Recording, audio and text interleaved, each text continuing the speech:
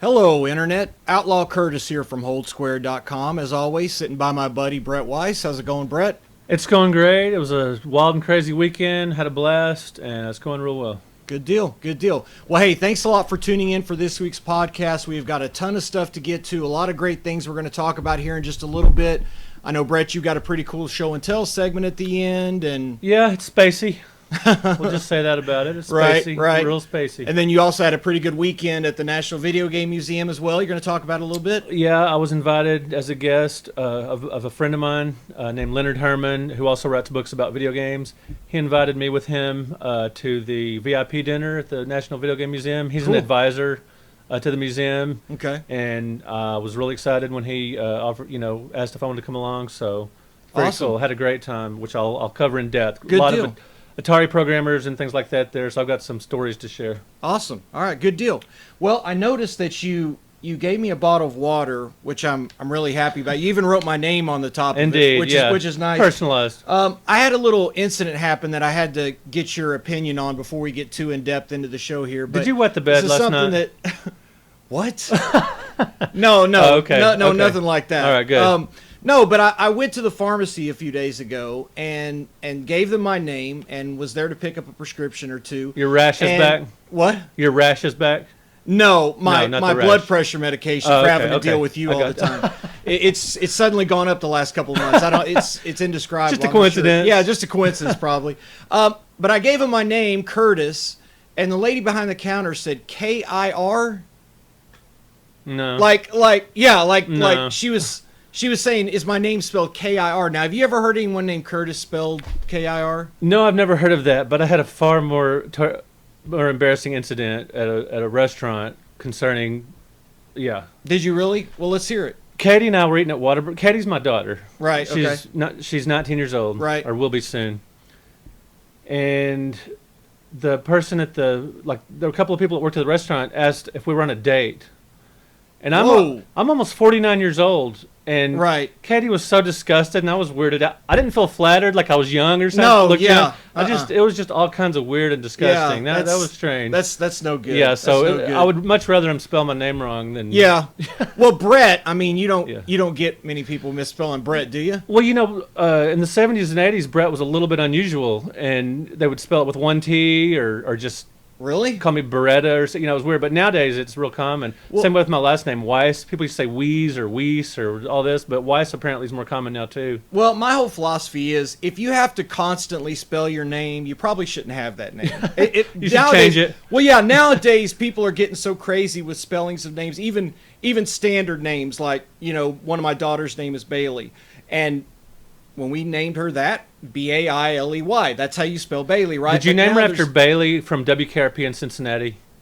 Absolutely not. Oh, It wasn't my even- opinion of you would have gone up so It much wasn't if even you would a have done that. consideration, to be honest. Oh, but man, that's now you have people that spell it Baylee and just all kinds of yeah, crazy all stuff. kinds of messed So up. I'm used to spelling Curtis and saying it's with a C, because Yeah. you can also spell it with a K. But the whole K-I-R. You've been thing, called other C words, really- too, but we won't get into that. We won't get into that at all. Not during this podcast. Maybe your ColecoVisions, y'all get more into depth. That's what I meant, Is Coleco. that what you meant? Yeah. Yeah, I'm sure, totally.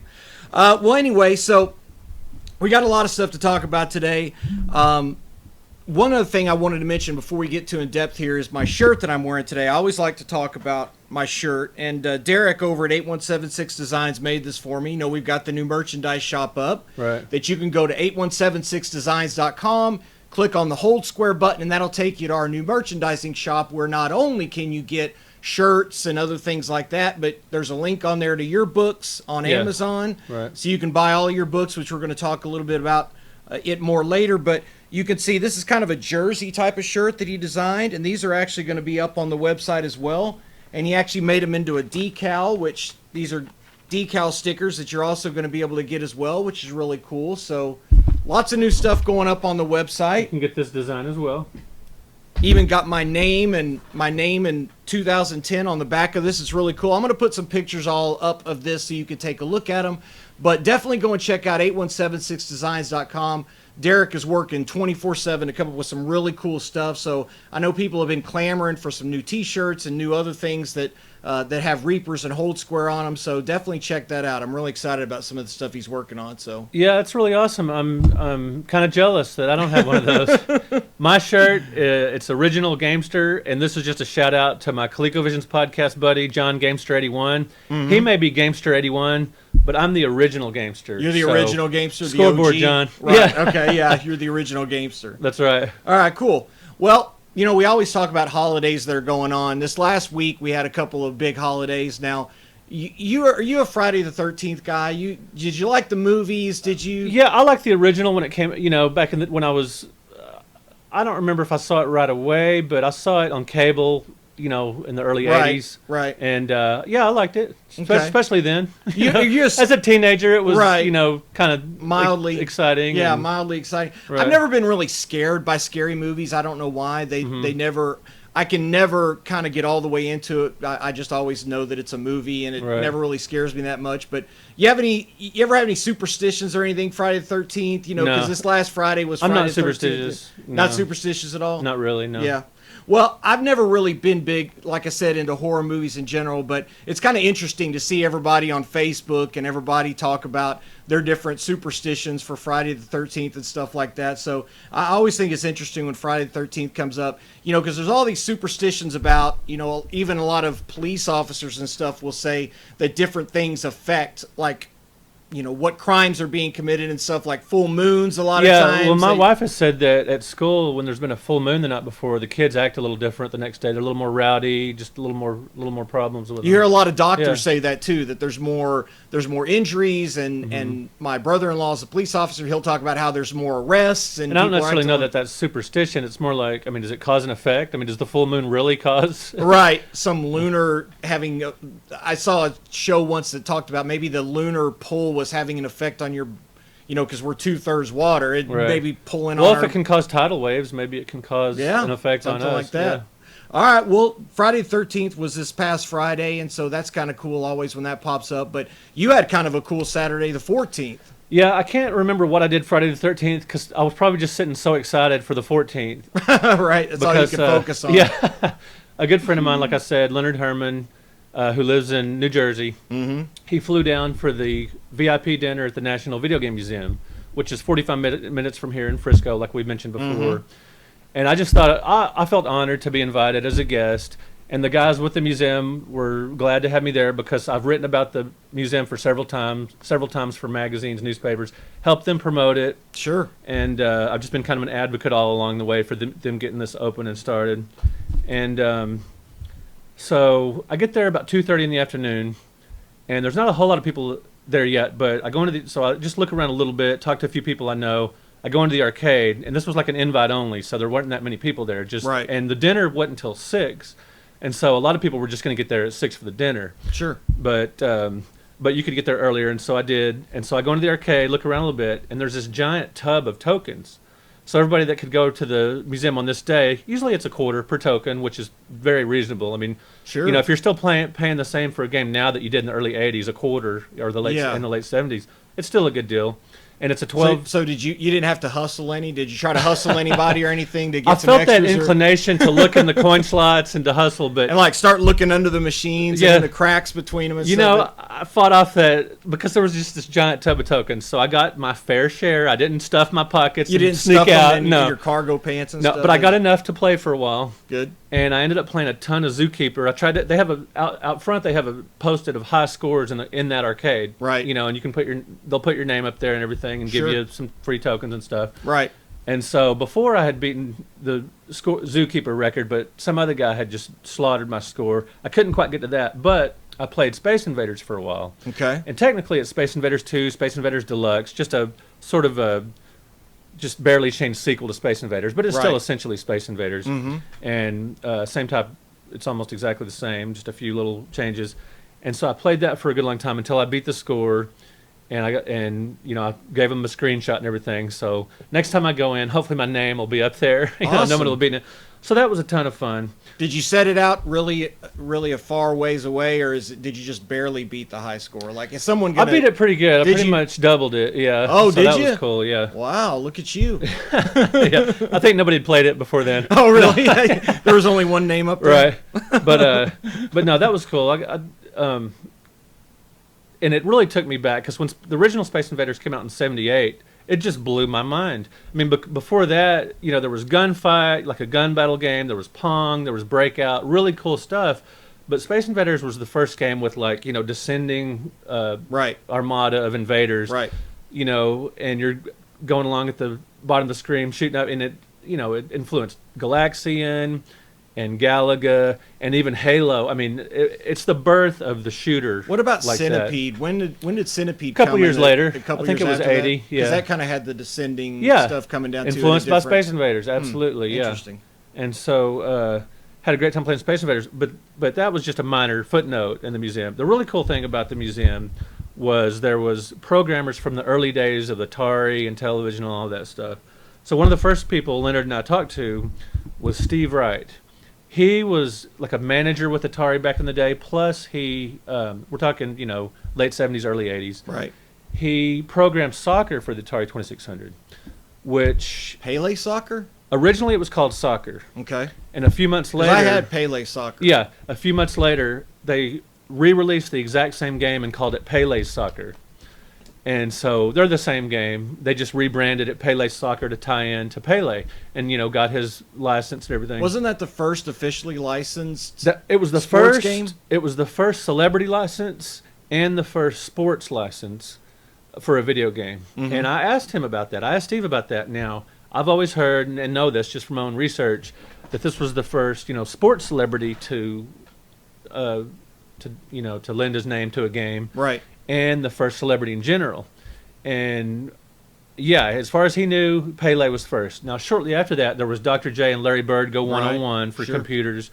And then Madden stepped in the early 80s, you know, so there was after that. But Pele, we believe, you know, was the first. Yeah. And so it was funny. I asked him, I said, well, did you ever get to meet Pele, you know, or anything like that? Did he come to the Atari offices or anything like that? I said, no, you know, the corporate suits and everything probably talked to him, and maybe they talked to him on the phone, but they just rebranded the game 6 months later. Right. After that game came out. So Pele's involvement, you know, he really never met him or anything. So Pele didn't have to come in and do motion capture for those little squares. He didn't have to come in to get a real lifelike. We were a few years off from hitting anything bicycle like that. kicks and stuff. Yeah.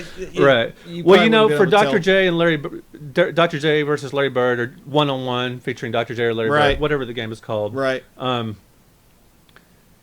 It's like Dr. J and Larry Bird go one-on-one. One-on-one is the main title for that game, right, but it was released in different iterations. Yeah, But anyway, for that game, you know, obviously we were years away from motion capture and all that, but they did, you know, Dr. J and Larry Bird did advise the programmers on the game, talking about their different strengths and weaknesses. Did they? And so the Dr. J character, you know, he's better at driving and dunks and all that, while Bird's a better shooter from outside and stuff. So they did tailor it to their games. They did work in advisement roles and got their photos for the, you know, the. I wonder if that's game the first boxes time that they did that. As far that as athletes were being directly involved. working with them. Yeah. Could be, wouldn't surprise me. So at this dinner, so before the dinner, you know, we're talking, and Leonard Herman was smart enough to bring his book. He wrote Phoenix, and he's got a new edition of it coming out probably next month. He's still, you know, doing the final edits on it. Right. He was smart enough to bring a copy of his book and get people to sign it that he mentions in the book. Oh, yeah, that's great. And in my 100 greatest books, like a dummy, I don't bring a copy. You didn't bring a and copy. I'm just walking around, and he's getting all this attention and publicity for the book, too. Right, And I'm just walking like, at least I remember to bring business cards, so that was cool. So we also spoke to Jay Smith, really cool, really classy guy. He's a guy that designed the Vectrex, the tabletop vector graphics game. Really smooth, really cool guy. Gave a really cool talk and everything. He gave kudos to Ralph Baer for creating the, you know, the entire industry by, you know, creating the idea of playing games on a TV to begin with. Sure. And Pitfall creator Dave Crane and Keith the Pitfall creator. Not one of many, not one of thousands. Right, the Pitfall creator David Crane and Keith Robinson. Keith Robinson is like the face of Intellivision. He's the big guy with the big Santa Claus beard and the white hair that you see. He's still keeping the television brand alive by being involved in, you know, Shark for the PlayStation 4 was available through PlayStation Network. It was like an updated version of Shark for the Intellivision. Last year, I think, or the year before, they modernized that for the PlayStation 4, and you could get it on PlayStation Network. Wow, really? Yeah, Cool. which is why I should get a PlayStation 4. Which is one of the many reasons you should. Yeah. Right. So Keith Robertson, he designed some of the early Intellivision games and was just one of the. They're called the Blue Sky Rangers, people that worked on the Intellivision. Right. He's like the figurehead. Well, those two played the world's largest Pong machine in the museum. So they were playing. Oh yeah, it's got the big buttons. Like Yeah, just and Keith walked off in shame. He lost pretty badly, apparently. But to tie into HoldSquare a little bit more, Jerry Jessup was there. Now, he's been at Sony for 20 years, and he's the director of hardware engineering and product service for Sony. Well, being with HoldSquare.com, right. I go up to him, and I want to talk to him about the podcast a little bit, talk to him about our YouTube channel and our podcast and everything. Sure. He kind of blew me off. He was a really nice guy.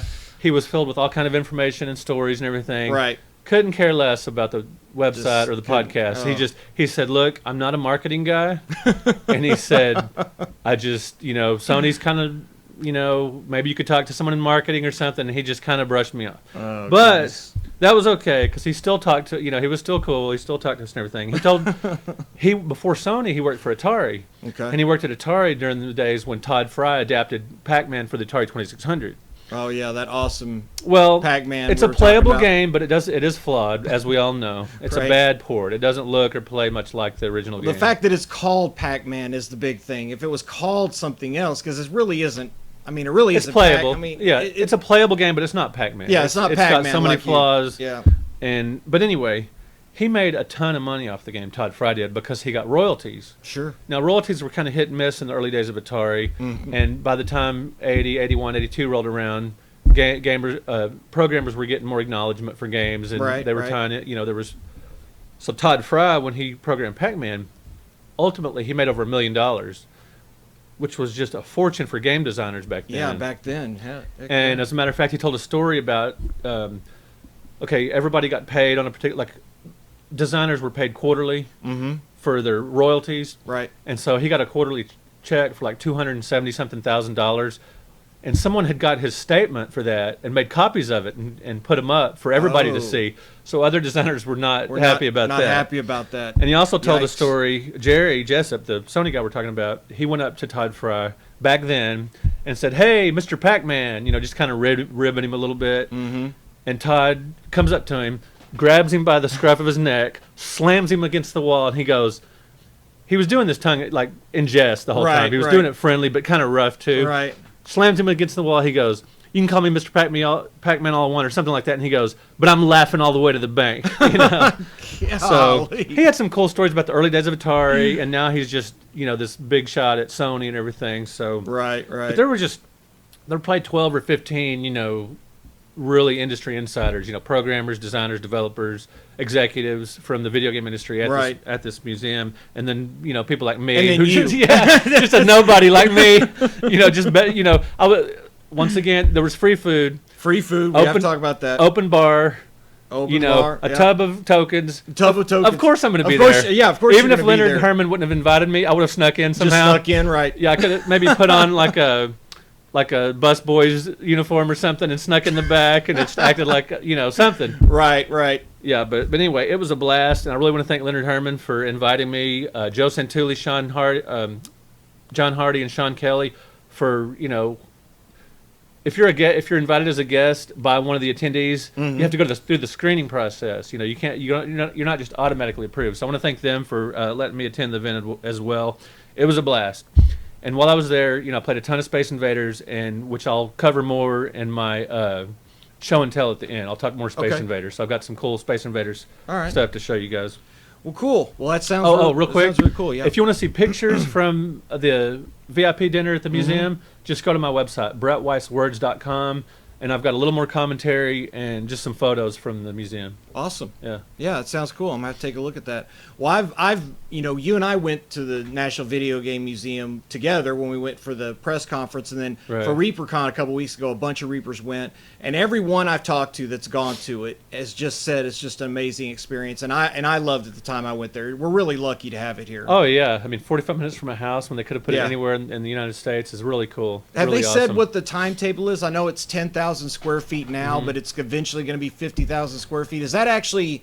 That is their hope for the future. But it's not. Yeah, there's they don't nothing. have a hard no plan. Or, That's just their hope for the future. Because it's already amazing. oh, it is. And, It's phenomenal. Yeah, and people are flying in from all over the world to see this thing. It's already incredible. I mean, they've got rarities and all this cool stuff. But yeah, in the future, they want to add a lot of. They want to have like a wing of it that's like a library where you can go in and say, I want to play Namco Museum Volume 1 for the PlayStation 1. I want to play Mr. Dude for the Super Nintendo. I Right. want to play, Battleborn. And they have, for like, the every PlayStation game 4. ever. And they have every game filed, and you'll have a curator or a librarian or whatever. Right. Go back, get this game, put it in this console, and you can sit down and play that game right then. Right. So something like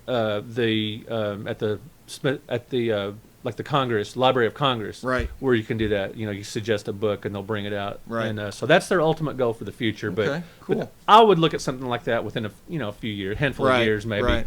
Well, it's already awesome, like you said. Yeah. Even if it never grows past what it is now, it's still amazing. And just being able to see all those old consoles and games, and so many of them are playable there, which is really cool. Yeah, it's a very interactive museum, and that's been their dream from the beginning. They don't want a stuffy museum where you just look at everything behind glass. Now, Right. obviously, their stadium events, which we talked about last week, that's All the ones behind glass. $50,000 or whatever it is, something Yeah, crazy. that's behind glass. Their Magical Chase for the TurboGrafx is behind glass. Their Mm-hmm. Blockbuster Championship card for the NES is behind glass. The Right. rarities, there's cool things to look at, but you'll be busy the whole time you're there. So Right. anyway. Well, you mentioned Battleborn just a second ago. Obviously, that's one of the big games that's out right now. And this last week, we just had a Battleborn contest. And we're actually going to announce the winner in just a second here. But let me kind of talk a little bit about the genesis of how this all came to be. Now, we talked about Joe King a couple times, and they did the big tour for us at Gearbox and showed us the new offices in Frisco and everything. Beautiful, beautiful location. It just really shows you how Gearbox is growing and what they're doing as a developer, that they just have this beautiful office over there now. We got to see all the behind the scenes stuff and everything. And Joe has been really great at hooking us up with some really cool things for a couple of our contests. Joe, the Now, swag master. that's right. Joe Yeah. King. That's right. Right. So he reached into the prize closet and pulled out some cool stuff. And he actually gave us a copy, sealed and everything, of Battleborn right there. Very nice for Very PS4. cool. As it says here, it's every kind of badass. It is. Every kind. Every kind, not just one or two kinds. Right. Right, Very exactly. cool. So what we were going to do is, and there's some other things he gave us, which I'm going to show here near the end of the show, but... Hey, you don't get we're a show and tell segment. Today I have my little show and tell. Okay, It's not as okay. cool as yours, but... Okay. Well, I'm going to show a couple of things that we're going to be giving away for the raffle contest, but I wanted to do something specific for this game, because I wanted this game to go to somebody that really wanted this game and Right. could really tell me why they wanted this particular game. Not Yeah, just... we're not looking for someone to flip it on eBay. No, We were no, looking no, for no, someone no. who's going to open it No. with excitement and That's play right. the heck Somebody, out of it. Not just somebody that wants to win a contest or wants to win it, but somebody that wants this game. Right. Why do they want it? And So maybe basically, they you haven't didn't been want able to somebody get like me winning it, who was no, just going to sell it. No, you are Right. not qualified at Right. all Anyway, to win this. right. So For several reasons, I'm not qualified. Right, yeah, we don't have time in this podcast to go through how you're not qualified. Right. But so I asked people, write a 200 to 300 word essay. Nothing too long, nothing too fancy, and just tell me why you want to win this prize, why this is important to you. And we had so many people. Warded Darkwind, these are all PSN IDs I'm going to rattle off.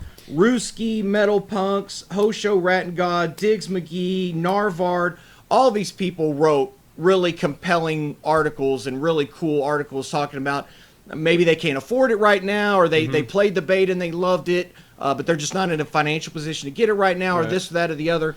And the more I read them all, and I tried to read all these essays without looking at the name, because I Yeah, don't want to be you wanna be biased. objective as I want to be possible. very objective. I read them through Right. without reading names, and one continued to jump out at me. And when I saw whose name this was, I thought, okay, this makes sense that this guy is talking like this.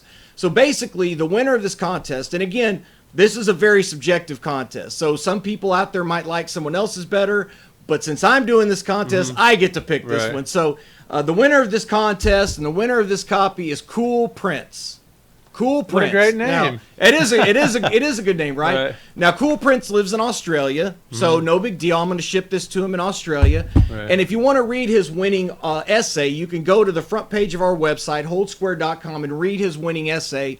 But he talks a little bit about right now he only has 4 games for the PS4, and he loves team-based games, and he knows this is the ultimate team-based game, and he wants more games to be able to play with Reapers and so forth. But it was very close between that essay and several other ones. I wish I had 10 copies of this that I could give away, but you can read everybody's essay by going to the website. You can read the winning one. It's and then all read the it's others. all right there listed as a response to my video where I unveil this as the prize. They all responded with their particular essays, so you can read everyone's thoughts on that. But congratulations to Cool Prince. I'm really glad that you won this. Good job, Cool Prince. I'll get your information from you, and I will send this to you so you can get your copy of Battleborn and start playing it with other Reapers as soon as possible. Very cool. So, yeah. Now, speaking of games, the other thing that we're really into right now. And Speaking of games, isn't that what we do? Speak of games. Speaking of games that we're playing right now. Speaking of games that I was like, that's the most generic lead-in I've ever heard. Speaking of video games, the other one that's really popular this week, obviously, is with the release of Uncharted 4 this past week. So Uncharted 4 and Battleborn, those are kind of the two that everyone's playing right now. And I know you wrote an article in the Fort Worth Star-Telegram about, and we've been talking now for a couple of weeks about video game-based movies and stuff like that. Uncharted 4 is an amazing game, and I've got nothing but good things to say about it right now. I'm in the process of writing a review about it, so I'll have more thoughts with the review.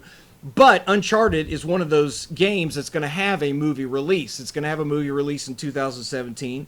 And then also this past week, Assassin's Creed finally launched the trailer. Michael Fassbender. I just watched it in the show prep, and it's really cool. Because I came in here and said, hey, have you seen that yet? I'm like, no, and I scrambled back to my office Run to watch back there it. to watch It looks it. great. I mean, I think any science fiction fan or fan of...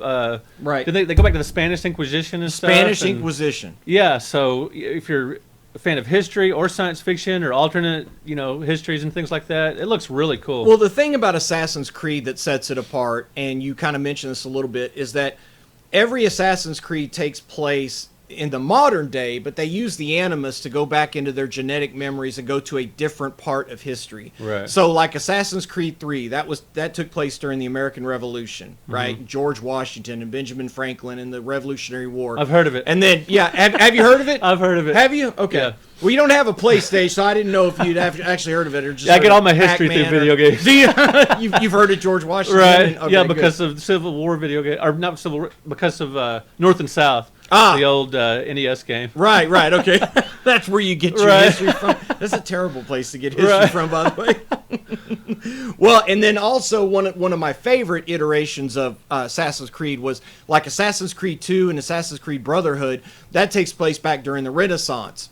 And it takes place in Italy and Rome and Venice and all these places.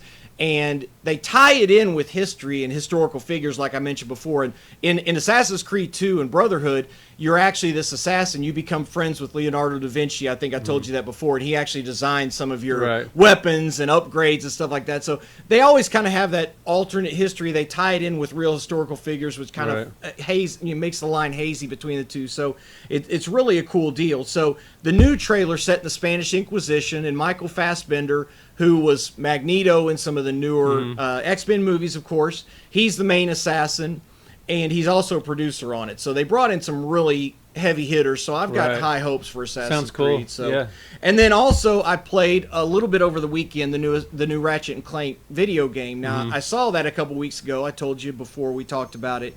And it's amazing to me how similar the game is to the movie. I mean, some of the cutscenes are... I feel like they pulled cutscenes out of it. I mean, it's exactly the way it happens in the movie. It's really hard to tell. So for the first time, you really feel like you're kind of playing the movie. Is that a good thing? Yeah.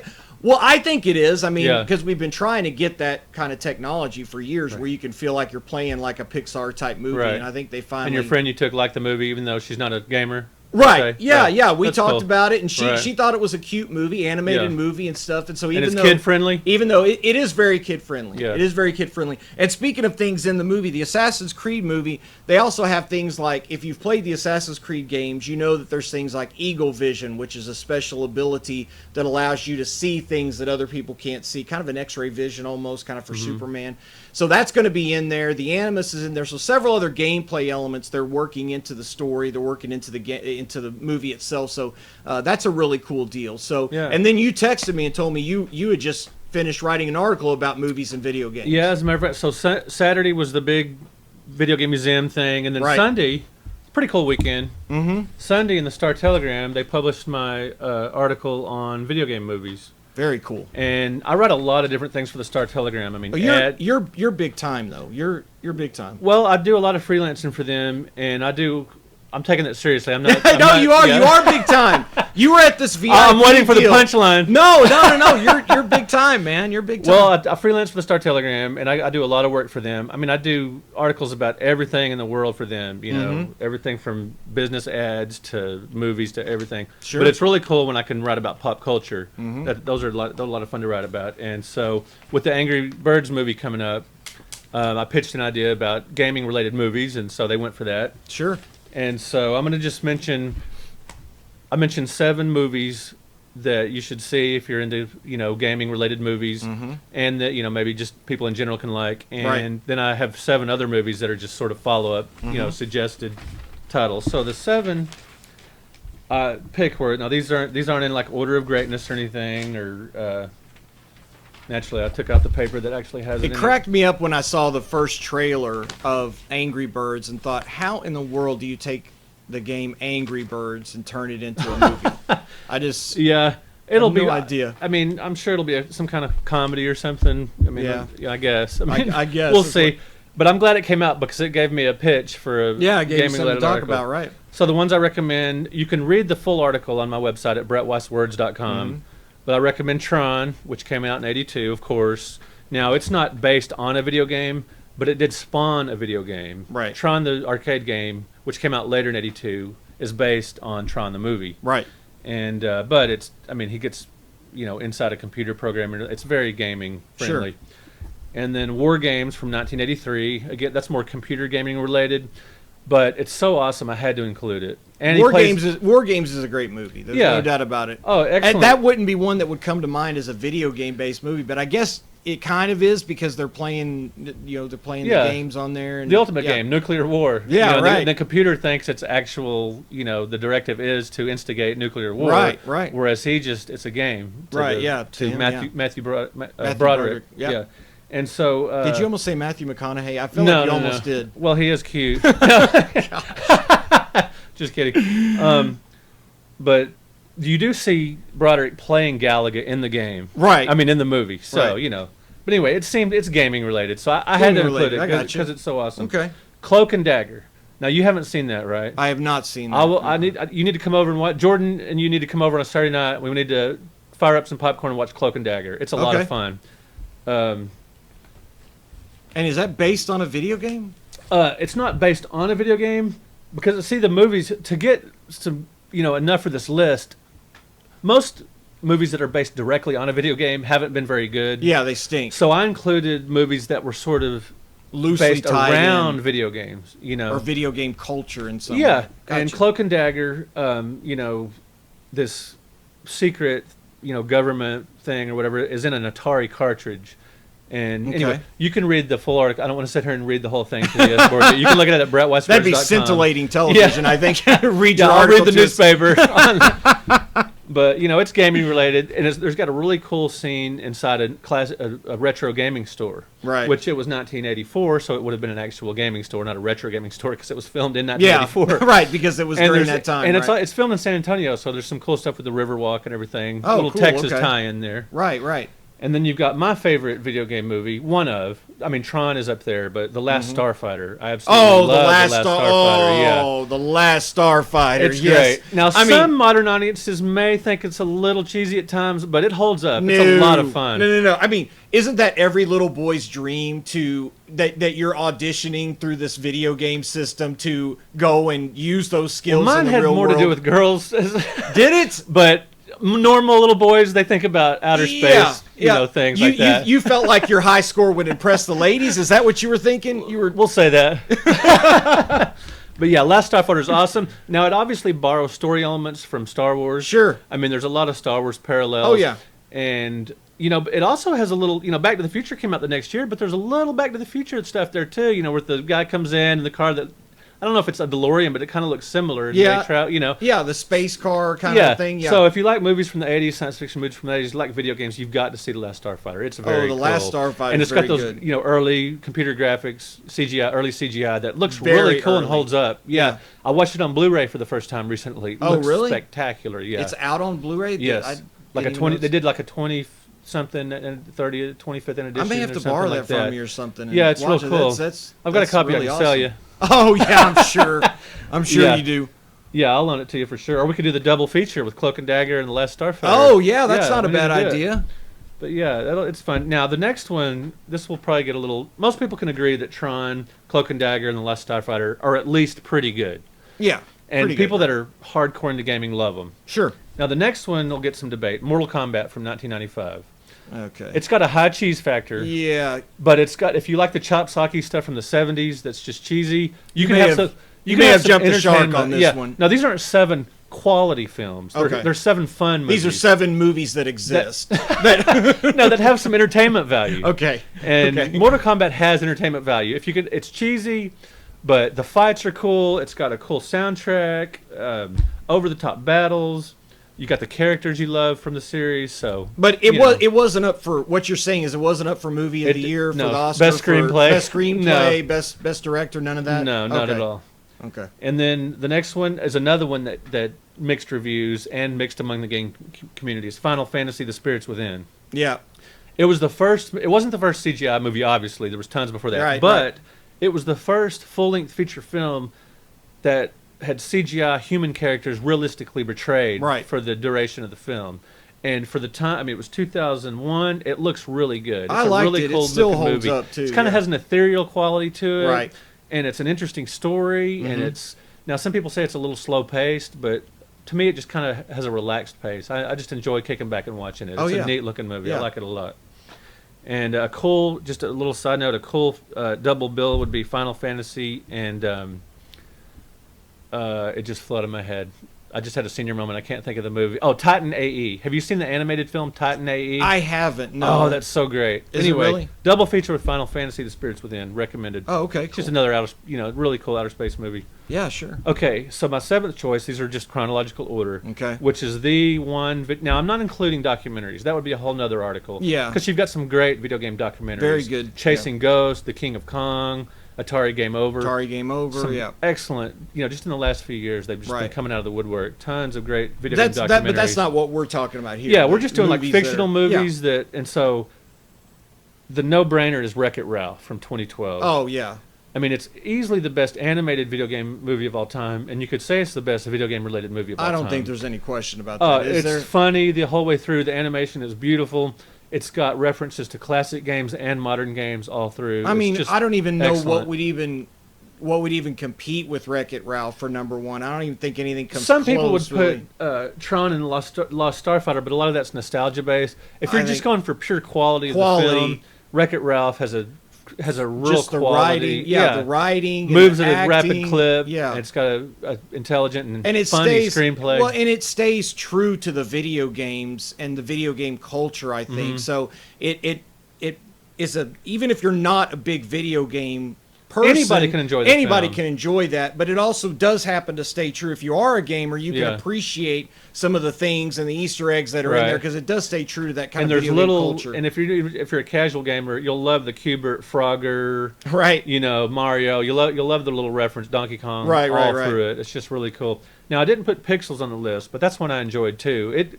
Did you enjoy? I think I you did. and like 6 other people Yeah. in the country enjoyed Pixels. The Adam Sandler hate came out in full force when this movie was announced. Right. Talk about with Adam Sandler. Well, see, I think Adam Sandler's funny. Right. Now, he wasn't hilarious in this movie. I used but- to think he was funny, like Billy Madison and Oh, Happy Gilmore. Happy is awesome. Gilmore. I love I Happy mean, Gilmore. But see, that was kind of when he was at his peak, and now he's 51st Dates. He was funny in with Drew Barrymore. Yeah, I like that But it was movie. like after that, he stopped being funny. I don't know why. Well, maybe he's worn out. Maybe he's tired of playing that, that kind of guy, Maybe. that character. I don't know, but regardless of who was in Pixels, I was prepared to like it, and I enjoyed the pixel graphics and all that stuff. No, see, I had fun with it. Nope. Kevin James is in that movie. Kevin James is the least funny person that's ever walked on this planet. I'm not kidding. He does not have a funny bone in his body whatsoever. He's never said anything that's even made me just even crack a smile. Right. I don't know how he has gotten to the place that he is at. Do you find him funny? Well, you'll be glad I didn't. I did not include Pixels in the list. I'm very So, glad. Yeah. I haven't seen the movie, Right. and I try as a general rule not to see anything with Kevin James in it because I I find think you'll him, enjoy the video game references and the video game characters and graphics and stuff in the movie. It's worth it for that. So maybe You smoke think it's a bowl. actually work? Smoke a bowl, then watch it, and you'll. No. I think I'll pass on that, but I may have to see it sometime, just Yeah. with the video game tie-ins and stuff, just to be able to say I saw Yeah. it. So. It's fun. I could say that about it. It's fun. A lot of hate for that movie within and without the community, but Right. there's a lot of people like me that view these movies with very forgivingly. We'll have fun with it. Right. Okay. Yeah. All right. Cool. I may have to take a look at that. I want to give us an update on a couple of things here real quick. But first of all, I had a situation the other day I want to ask you about because you and I communicate via text quite a bit, and you'll pitch me an idea for something, and I'll send you an idea back, say, hey, we need to talk about this. And Right. the other day, I want to get your opinion on something. I want to get your opinion on the phrase LOL, because the other day I was texting back and forth, and I put LOL in a text message to you, and then I also put it in GroupMe, which is where we discuss on our forums a lot of stuff. Yeah. And every time I use the phrase LOL, I feel a little more feminine than the last time I used it. But I don't know what else to use besides LOL. Yeah. You sometimes go ha ha, HAHA. Yeah, to get away from that a little bit. To get away from that but see, that seems like it's forced sometimes. It seems like LOL is so common now. So ha-ha can almost seem sarcastic. Like yeah, ha-ha. it can almost seem like you're What if you use ha-ha exclamation point? like ha ha, like Yeah, right. you're yelling it So at you them. just or use something? yellow. LOL is actually a useful meme or whatever you So want to call it. so I can use LOL and Yeah. not feel like I'm being overly feminine. or- LOL and then flip them off somehow. Then you can add some manliness to it. Add the manliness to it. LOL, let's go get a beer. Right. Yeah, right. LOL, let's Add go some get manliness. a beer. Yeah. That sounds like a good HoldSquare T-shirt. Right. Say, LOL, Yeah. let's go get a Add beer. some manliness to it, and you're good to go. All right. Right. Well, good. Well, I'm going to mark you down that's your opinion that it is manly enough. Okay, good. All right. Well, a couple of things I need to mention real quick. First of all, we've got our raffle contest that's still going on. Now, I talked about we're going to show some of the prizes that Joe King gave us, and I want to show a couple of those real quick. First of all, he gave us this really cool Battleborn figurine right here that we're going to give away as one of our prize packs. I've already opened this. I don't want to tear the box or anything, but I'm going to open this up. This is a Montana figure. You can kind of see right there. Very cool. This will be excellent on your shelf. One of your the gaming shelf. yes, one of the cool prizes here. Then also we've got now this is one of the characters from Borderlands 2. That's a Butt Stallion t-shirt, limited edition t-shirt right there. Very cool. And then also this is one of the really awesome things we got here. We have a loot chest. These are the loot chests that come directly from the games that you open up. That's hilarious that you bring that. You know why? Why? At the Video Game Museum VIP dinner, a guy got me to sign his copy of this. Really? Got you to sign Yeah, it? he wanted it. I know. It's like, I've signed some really weird. I've signed a Donkey Kong cartridge just because I wrote about Donkey Kong. Right. He wanted everybody who was at the museum who played some role, however small, Right. in the gaming industry, to sign that. So I signed it. I was like, okay, I will. All right, That's really sure. cool, though. Yeah. This will make the second time I've ever seen this within the span, and it's within the span of 3 days. 3 That's really days, funny. right? So Yeah. we've got some really cool things to give away That for is this cool. raffle contest. We're still trying to get to our goal, which is $1,500. And then if we reach $2,000, I'm going to do all 3 of the head shaving and Right. dyeing my hair pink. And if you haven't had a chance to look at Mad Moxie yet, that's what we're going to do. And that's what I'm going to dress up as if we reach that $1,500 goal. So It's super easy to donate. You just go to HoldSquare.com. You click on the donate button and just there's like a space to say what you're... Yeah. And just say you're buying 1 raffle ticket or you're buying 3 raffle tickets or whatever. They're $10 a piece. Right. And you can buy as many as you want. That'll get you as many entries in the contest as you want to purchase. We've already had several people that have bought some tickets. We had one person that bought 20 tickets, which is really great. So you can buy as many or as few as you want, and everyone that wins will be registered for one of these prize packs. This, of course, is going to Cool Prince, which we talked about earlier. He won our Battleborn game contest, and congratulations again to him.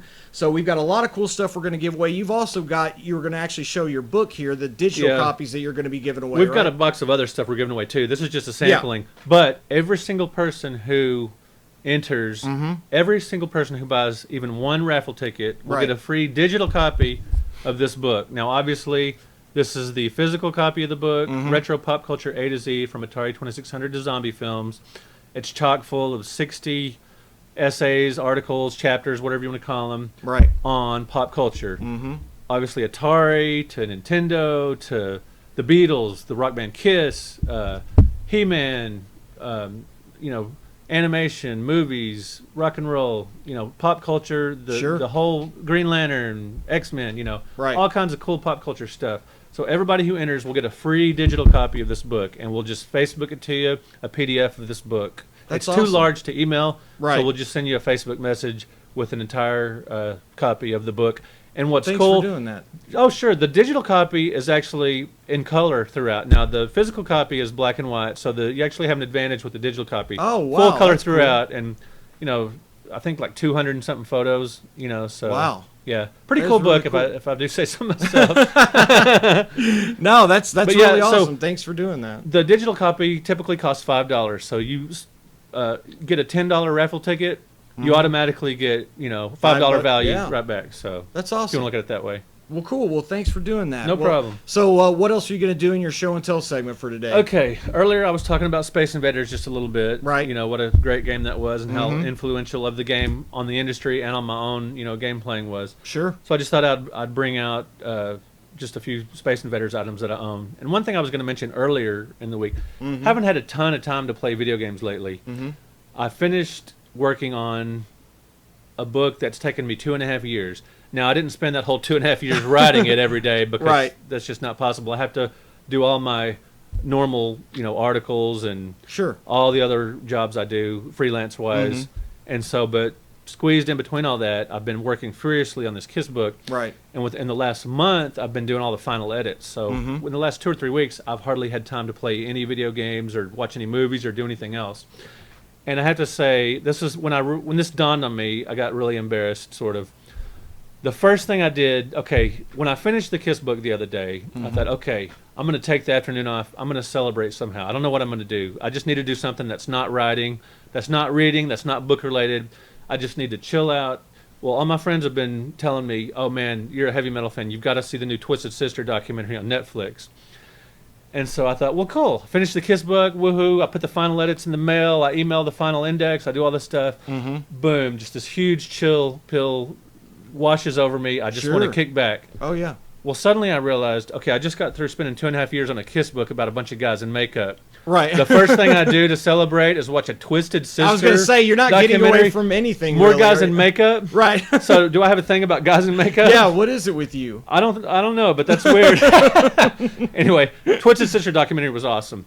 Now, I was a little disappointed. They pretty much cut off when the MTV era begins, and they get super famous with We're Not Going to Take It and Leader of the Pack and all that. Right. And when they really blew up. But they kind of end and talking about how their big breakout album sells 3.5 million copies. But then they kind of stop and say, well, it's the rest is for another story. And I'm like, no, why couldn't you just patch on 30 Yeah. more minutes and talk about Yeah, exactly. what most people associate with the band? But it was really awesome. They show a lot of their early club footage and all that stuff. So it was a great documentary, and they interview the band members. And I found out something in this that I didn't know. Now, I've always counted on one hand the very few rock stars that never got caught up in the whole drinking, drugging, binging, and all that Right. wrecked part of their lives, at least early on. Yeah. Now, a lot of them recovered and are living sober and are doing awesome. But so many of them were brought down by that, at least temporarily. Sure. You've got Gene Simmons and Paul Stanley of Kiss. You know, Gene doesn't drink or smoke or anything like that. Paul has an occasional glass of wine, so they survive. Gene never did? No, ever. Never. Never drank or smoked. No interest. Paul will have a little wine or something every once in a while. And you've got Ted Nugent, you know, this gonzo right-wing a-hole. You know, so great musician, but he gets a little obnoxious, but Right. not into all that. And Weird Al Yankovic, of all people.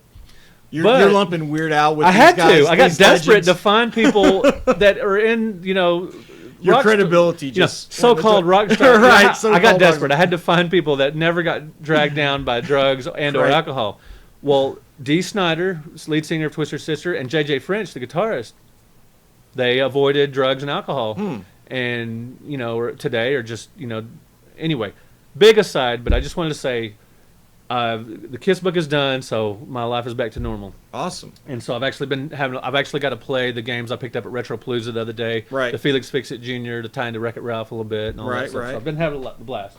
So Space Invaders, I'm kind of on a Space Invaders kick. Mm-hmm. And so I'm going to show a few of the Space Invaders items that I own. Right. And I'm going to start off with a couple of magazines that are video game parody related. I've got the Cracked issue that has a Space Invaders cover, or, you know, loosely related to nice. Space Invaders. I've got one that's a little more direct, the Mad Magazine Space Invaders issue, Very cool. Mad Invaders. And I've got an assortment of Space Invaders games for consoles. I'll go back a little bit. These are the same game, but just a later packaging. Or actually, this is the earlier packaging of Space Invaders for the Atari 2600. Then you've got, and this is a later release of Space Invaders for the 2600 with a different box. So these two are for the 2600. I love Space Invaders for the Atari 2600. It's got so many different variations. Yep. And it's got 2 players, and it's got, you know, zigzag, invisible invaders. It's just got an incredible amount of. So Oh, yeah, if you that's got great. burnout at the arcades on Space Invaders, you get a whole new challenge with 2600 Space Invaders.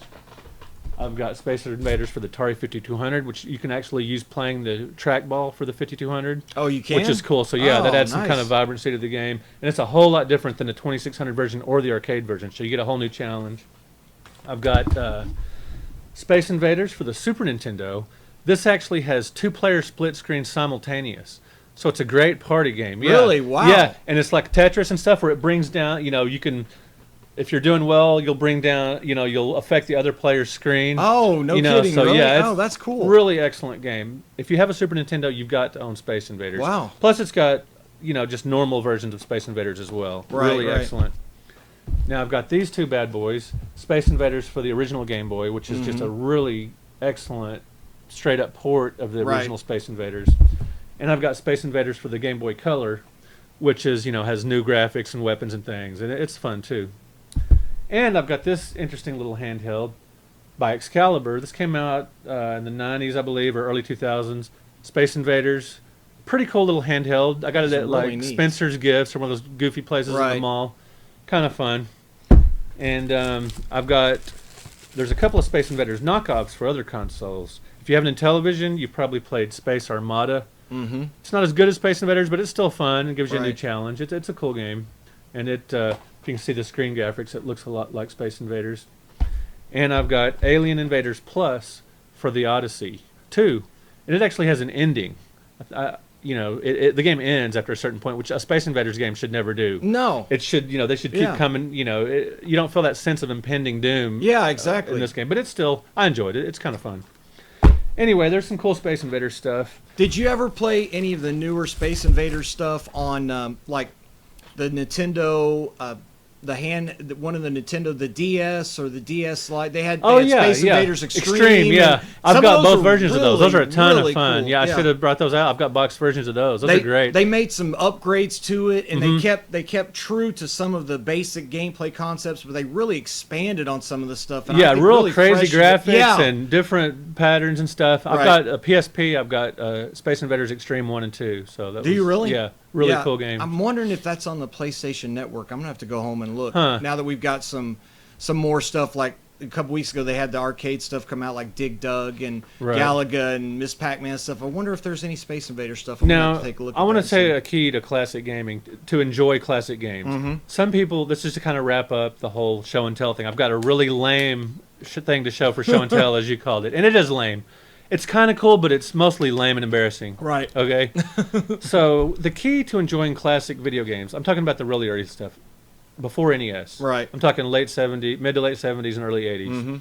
For me, the key to enjoying these games, other than just the simple pick up and play fun factor. Right. I mean, some of them are very intense. Some of them are fun for different reasons. Right. But one thing that makes them tons of fun, and that you really get into them, is keeping track of your high scores. Sure, your high score. That's the whole thing. Yeah. Now you can challenge other people. You can do this and that. But I've got a running tabulation of my high scores on all my favorite games, and I still have.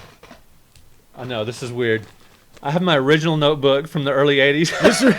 This really is lame. I'm not kidding. This is really lame. It's falling apart, as you can see. It's got my old Nintendo stickers on the front, like I'm in third grade or something. Right. And it's got So this is this is the actual folder. Yeah. That's like and like 30 now I've something transferred years the old. scores high tech to a spiral notebook. Okay. I just did have them on loose pages, but they were starting to yellow.